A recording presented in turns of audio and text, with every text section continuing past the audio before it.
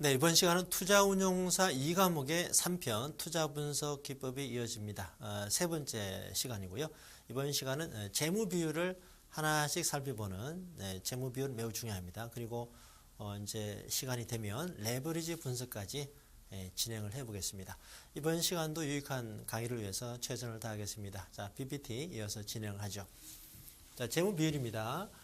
지난 시간 말미에 설명드린 대로 우리 기본서 순서는 따로 있습니다만은 재무 비율을 체계적으로 이해하기 위해서 재무 상태표상의 재무 비율, 손익계산서상의 재무 비율, 혼합해서 사용하는 재무 비율이 뭐가 있느냐? 자, 보겠습니다. 재무 상태표상에서 보는 거는 유동성 분석에 해당이 되는 유동 비율, 당자 비율이 있습니다. 그리고 레버리지 분석은 부채, 타인 자본을 자기 자본으로 나눈 일반적으로 부채 비율이라고 합니다만은 우리 투운사 과정에서 이걸 정확히 표현하면은 부채 자기 자본 비율이다라고 합니다. 이제 부채 위에는 부채고 밑은 자기 자본이죠. 부채 자기 자본 비율이다 이렇게 표현을 하고 뭐 다른 과정 일반적으로는 이거를 이 전체를 부채 비율이다 이렇게 얘기합니다. 참고로 이해하시면 되고요. 그리고 이제 그 비유동 비율은 아까 설명드린 대로 위험이 높은 비유동 자산은 안전한 자본으로 커버해야 되는데 그 비율이 얼마냐라는 건데 요거는 이제 이 비율 자체는 우리 시험 범위에 들어가지 않습니다. 그러나 재무제표를 볼 때 아주 중요하게 다루어야 되는 겁니다. 회사를 가치 분석을 할 때 참고하시고요. 여기 이제 자본 배분의 안정성 분석이다라는 거죠. 이제 방금 설명드린 대로 얘는 우리 시험 범위 밖에 있다. 참고하시고요. 자, 이제 세부적인 내용은요. 유동 비율은 단기 지급 능력을 나타내고 재고 자산이 많이 들어가 있으면은 요거를 당자 비율로 평가하는 게 좋은데 그래서 당자 비율이 좀 위험한 상황에서 시험도 테스트, 산성 시험 비율로 적용을 할 수 있습니다. 엑시드 테스트 레이셔라고 하는데 세부 내용은 뒤에서 본 순서에서 말씀을 드리겠습니다. 자, 그리고 이제 손익계산서 개정 과목을 보도록 하죠. 손익계산서도 이제 손익계산서 안에 있는 재무 비율이 뭐가 있느냐를 이제 보기 위해서 그 기본 내용으로 손익계산서를 보는데 개정 과목이 손익계산서 이렇게 스테이지가 이렇게 되죠. 매출액에서 매출원가를 빼면은 매출이익이고 이익에서 판관비를 빼면은 영업이익이고 여기까지가 이제 본연의 영업활동이죠. 그래서 지금은 예전에는 순이익을 지표로 많이 사용했는데 지금 현대 재무 이론에서는요. 영업활동인데 영업이익을 더 많이 씁니다. 영업이익률이 얼마냐 이걸 더 많이 써요. 영업이익이 중요한 지표가 되고 있습니다. 이제 본연의 영업활동이 아닌 영업의 수익 이제 예를 들어서 그 회사에 유보된 돈이 많으면 본연의 어떤 고유의 영업은 하지 않고 예전에 이자 높을 때는 금융기관처럼 이자를 받았다 이 말이죠. 이 영업 아닌 영업의 수익이다 이 얘기입니다. 그리고 은행에서 차입을 했다. 채권 발행해서 채권 이자를 준다. 이자 비용에 들어갑니다. 이자 비용은 무조건 갚아야 되는 거기 때문에 중요합니다. 영업의 비용이 있어요. 자, 그리고 세전 순익. 이제 법인세를 빼면은 단기 순익이 되고 여기서 이제 배당을 주고 나서 남는 것이 유보가 되는 거죠. 내부 유보가 됩니다. 자, 이것도 이제 바로 직접적으로 우리 시험에 나오진 않을 거예요. 기본 개념입니다. 이 부분에서 하나 더 설명을 드리면은 이제 제가 우리 현재 재무 비율이나 기본적 분석 파트에서 우리 기본서 범위를 좀 벗어나면서도 이렇게 설명을 많이 드리는 이유는 이 금융인의 소양이기 때문에요. 매우 중요합니다. 나중에 그 회사에 들어가서 가치 분석이다 뭐 할 때 좀 제대로 배워놓으면 많이 도움이 되거든요. 내 혼자 다 레포트 써야 되고 분석해야 되는데 누가 옆에서 안 도와준다 이거죠. 그래서 배울 수 있을 때 배워두시면 좋습니다. 여기서 이제 실력 차이가 나는 거예요. 재무제표를 볼 수 있는 법. 나머지는 뭐 신문을 보고 검색하면 알 수 있는데 이쪽은 회계 관련 지식은요.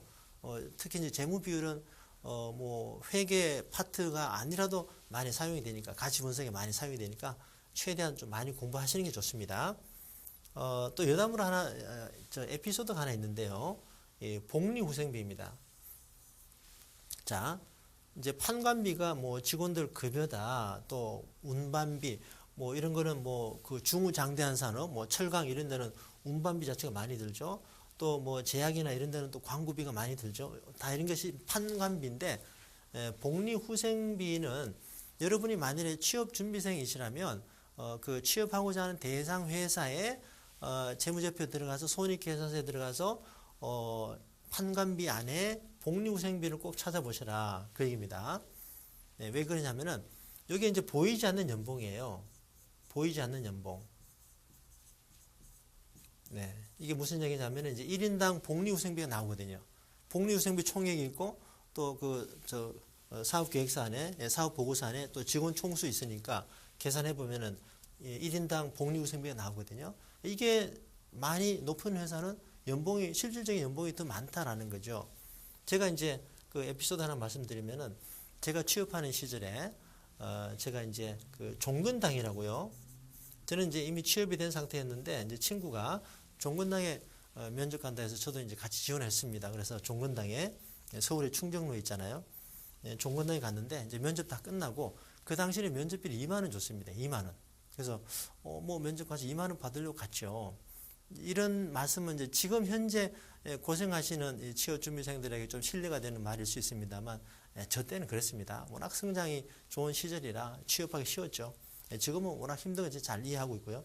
자, 그런데 이때 이제 그 면접 다 끝나고 면접비 2만 원 안 주시냐 이렇게 물어봤더니 그 봉투에 뭐 잔뜩 담아서 이렇게 주더라고요. 보니까 그 이제 대봉투 우편 보낼 때 대봉투에다가 뭐 무슨 연고 뭐 들어가고 뭐 이렇게 해서 약값이 한 5만 원 될 거라 얘기를 들었습니다.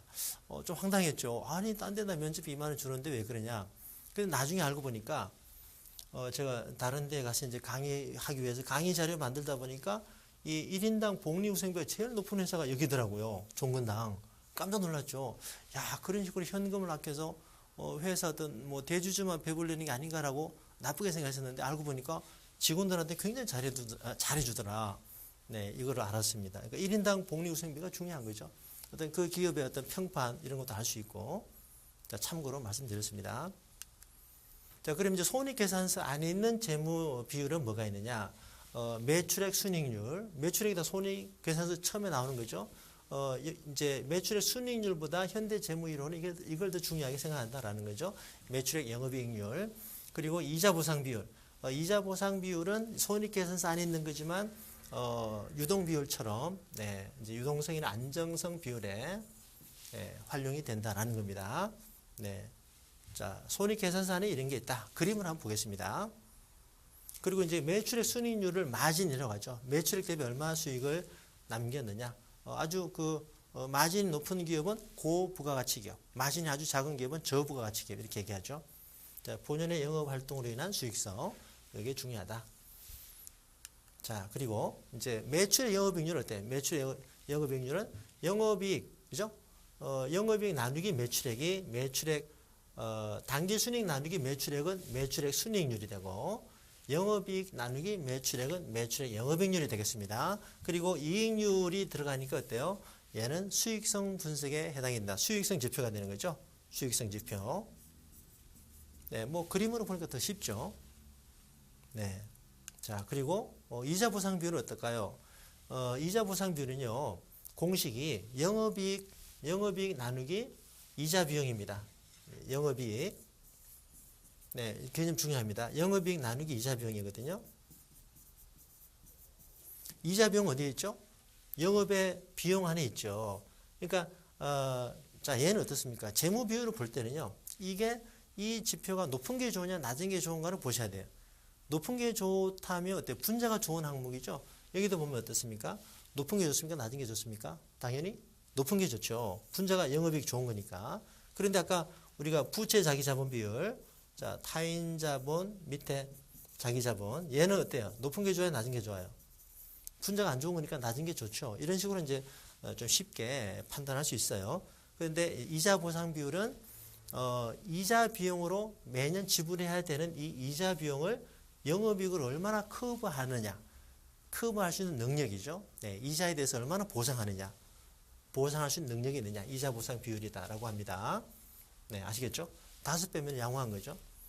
자, 그리고 이제 우리가 그 대한투자의 첫 번째 시간에 나왔던 DCR이죠, DCR. 그때 DCR을 학습할 때, 요거는 이제 Debt Coverage Ratio, 부채 부담 비율, 요거는 이제 이자 보상 비율과 유사하다라는 말씀드렸는데, 자, 지금 이자 보상 비율을 배우고 있으니까요.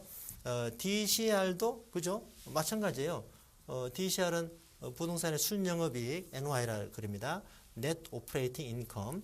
요거를 부채 상환액으로 나눠주면 그죠? 같은 개념이에요. 부채 부담 능력이 됩니다. 아시겠죠?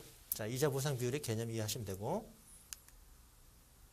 그리고 이자 보상 비율은 타인 자본 비용에 대한 상환 능력을 의미해서 레버리지 분석할 때 부채 비율보다도 더 많이 활용이 된다라는 겁니다. 부채 비율보다 더 많이 중요하게 다루어진다라는 겁니다. 실무적으로. 자, 그리고 이제 이것도 기본 개념이 됩니다. 기본 개념인데 BS와 PL이 BS는 재무상태표, 밸런스 시트, 그리고 PL은 Profit and Loss, 그러니까 PL 손익계산서입니다. 자, 그래서 재무상태표와 손익계산서가 별개로 동떨어진 게 아니라 연결이 된다는 거죠. 자, 전체 자산 중에서 매출에 기여하는 자산을 투하자산이라고 합니다. 투하자산.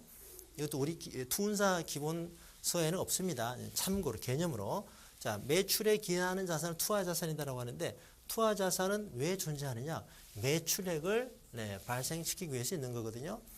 그래서 투하자산에서 매출액이 발생이 됩니다. 그리고 어때요? 아까 손익계산서 봤듯이 매출원가를 빼면은 매출이익이고, 판관비를 빼면 영업이익이고, 영업의 수익 더하고 영업의 비용을 빼면은 세전 순이익, 법인세 차감 전 순이익이다. 뭐 옛날 말로 경상이익이라고 해도 되고요. 자, 그리고 이제